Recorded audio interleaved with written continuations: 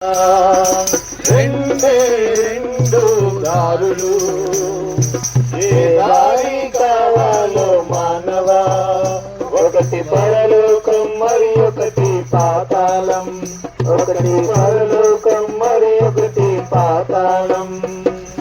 పరలోకం కావాలో పాతాళం కావాలో, పరలోకం కావాలో పాతాళం కావాలో తెలుసుకో మానవా, నీవు కోరుకో మానవా, తెలుసుకో మానవా, నీవు కోరుకో మానవా. పరలోకం పరలుగురు ఉన్నది పరిశుద్ధుల కోసం, పరలోకం పరలుగురు ఉన్నది పరిశుద్ధుల కోసం. సూర్యుడుండడు, చంద్రుడుండడు, చీకలుండడు, రాత్రి ఉండదు, రాత్రి ఉండదు, చీకటుండదు, సూర్యుడుండడు, చంద్రుడుండడు, దేవుడైన ప్రభువే ప్రకాశించుచుండును, దేవుడైన ప్రభువే ప్రకాశించుచుండును. యుగయుగములు పరలోక రాజ్యమేలుచుండును, యుగయుగములు పరలోక రాజ్యమేలుచుండును. యేసు ప్రభుని నమ్ముకో పరలోకం చేరుతాం, యేసు ప్రభుని నమ్ముకో పరలోకం చేరుతాం.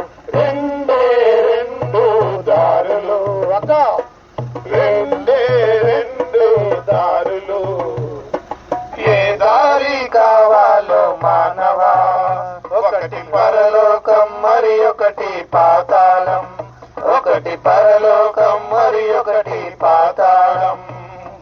పరలోకం కావాలో పాతాళం కావాలో, పరలోకం కావాలో పాతాళం కావాలో తెలుసుకో మానవా, నీవు కోరుకో మానవా, తెలుసుకో మానవా, నీవు కోరుకో మానవా. జీవితంలో ఉన్న పాపాన్ని తీసివేయడానికి ఆయన ఈ లోకానికి వచ్చాడు. పాపం పోయినప్పుడు జీవితంలో నిజమైన సంతోషం ఉంటుంది. అయ్యలారా, అమ్మలారా, ఈ సాయంకాలం చెప్పబడుతున్న దేవుని మాటలు ఒకసారి గమనించండి. నశించిన దాన్ని వెనుక రక్షించుటకు, పాపులను రక్షించుటకు క్రీస్తు యేసు లోకమునకు వచ్చినని వాక్యము, దేవుని వాక్యం సెలవిస్తుంది.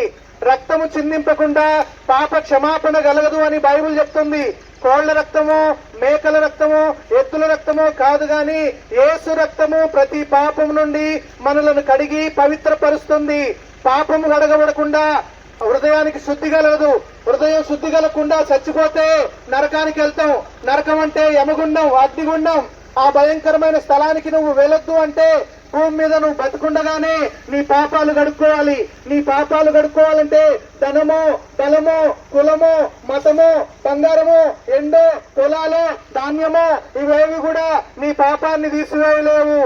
ప్రియమైన స్నేహితులారా, మరి హైదరాబాద్ పట్టణం నుండి ఈ మాటలు, స్వచ్ఛమైన సత్యమైన మాటలు, దేవుని మాటలు చెప్పడానికి మీ కొరకు వచ్చి ఉన్నాం. ప్రభువైన యేసుక్రీస్తునందు విశ్వాసం ఉంచండి. ఆయన 2000 సంవత్సరాల క్రితం కన్య మరియ గర్భాన పుట్టాడు. ఆయన పుట్టుకలో పాపము లేని దేవుడు. ఆయన 33 సంవత్సరాలు జీవించాడు. ఆయన సత్యవంతుడిగా బ్రతికాడు. బ్రతుకులో పాపము లేని దేవుడు. ఆయన మనుషులందరి కొరకు అప్పగించబడి, శ్రమ పొంది, మరణించి, సమాధి చేయబడి 3వ రోజున తిరిగి లేచాడు. ఆయన మరణంలో కూడా పాపం లేదు. ఆయన యందు విశ్వాసం ఉంచితే పాప క్షమాపణ కలుగుతుంది. మీ జీవితంలో నిజమైన శాంతి, సమాధానం కలగాలని, నిజదేవుణ్ణి మీరు తెలుసుకోవాలని, మీ సమస్యలు, మీ శోధనలు, మీ కన్నీరు, మీ రోగం, మీ బాధ, మీ దుఃఖం, మీ వేదన తొలగిపోవాలని, ప్రభువుని యేసునందు మీరు విశ్వాసం ఉంచాలని తెలియజేయడానికి మేము ఈ మాటలు చెప్తూ ఉన్నాం. ఇంకా మీకు అనేకమైన విషయాలు దేవుడి గురించి తెలుసుకోవాలంటే